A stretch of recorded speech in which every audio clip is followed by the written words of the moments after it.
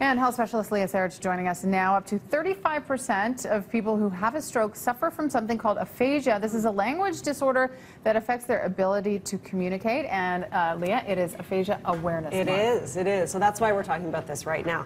So just imagine how frustrating it would be to be able to, wanting to say something, but you just don't have the words. Yes. And that's really what's happening with aphasia, because it's not a question of intellect. It is a communication disorder. It's a language disorder. And so basically this happens after a stroke or after a brain injury in many cases, as you pointed out. So it's very difficult for those who suffer from it, but also from their loved ones and their support team, because of course they want to understand what their loved one is saying but can't. So I spoke with speech language pathologist Heather Tomlinson about this, and she wants people to understand that aphasia is a loss of language, not intellect.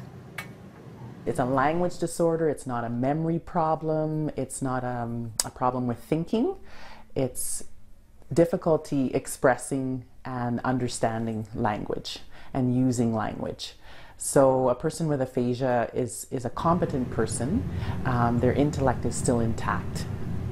Right, so the intellect is still intact, but for example, they may have a problem saying their own name, or their child's name, or their spouse's name. Not because they don't know it, right, but just because those connections in their brain are broken. So that's what's going on there. So it can be very embarrassing, very distressing. There can be shame involved, because we really are communicating constantly. I mean, if you think you go to the grocery store, you have to speak to the cashier. If you go to the bank teller, you have to talk to the bank teller. All of these situations can be really problematic.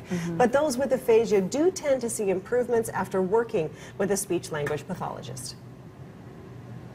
On helping someone with aphasia regain their language skills, relearn the patterns, right?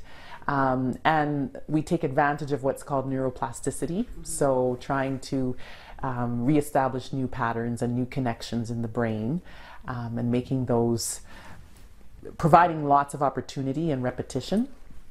And then one of our other important roles is working with the family and educating them and teaching them how best to communicate with their loved one who has aphasia. Yeah, so that's a lot of stuff to work on. But so Heather was saying basically the biggest goal for many of these people with aphasia is relearning that speech. So a lot of it involves actually modeling. So the therapist will say, remember how to say these words, and she'll watch my mouth. You know, where do you place your tongue? What am I doing with my lips? And you know, it's over and over and over again. Repeat after me, this kind of thing. So it's very laborious work, as you can imagine.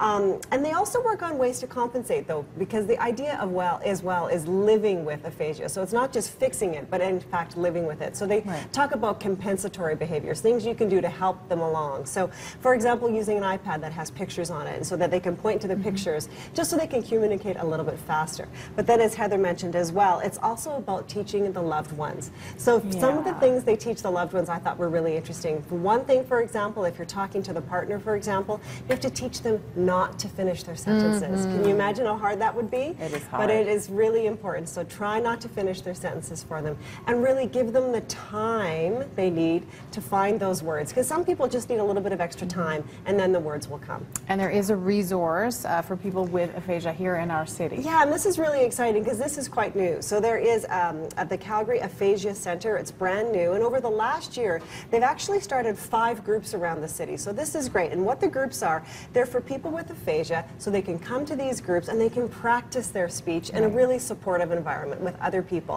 And the good part is you do not need a referral from a doctor. You can self-refer, or a family member can refer you, and they're in all the areas of the city, so you can go and just really practice, because that's what it's going to be. It's about relearning how to do all of these things over again. And more information on my blog, including how to get in touch with that center. BreakfastTelevision.ca.